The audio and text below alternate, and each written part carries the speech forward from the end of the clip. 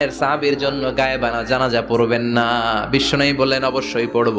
সাহাবীদের মধ্যে ঘোষণা দিলেন, ও সাহাবারা, তোমাদের ভাই মুআবিয়া ইবনে মুআবিয়া আল মুজানি কিছুক্ষণ আগে মদিনাতে ইন্তেকাল করেছে। তোমাদের ভাইদের জন্য সবাই বাইরে বের হয়ে আসো, এই মুহূর্তে আমরা গায়েবানা জানাজা পড়ব। বিশ্বনবী প্রথম কাতারে দাঁড়ালেন, হাজার হাজার সাহাবারা লাইন ধরে দাঁড়ালো। সাইয়েদনা জিব্রাইল 1,40,000 ফেরেশতা নিয়ে সাহাবাদের পেছনে দুইটা লাইনে দাঁড়িয়ে গেলেন।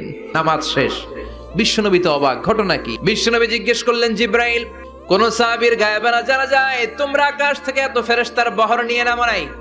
কি এমন আমল করেছে আমার মুআবিয়া যার কারণে 1,40,000 ফেরেশতার বহর নিয়ে তোমরা দুনিয়াতে নেমে এসেছো?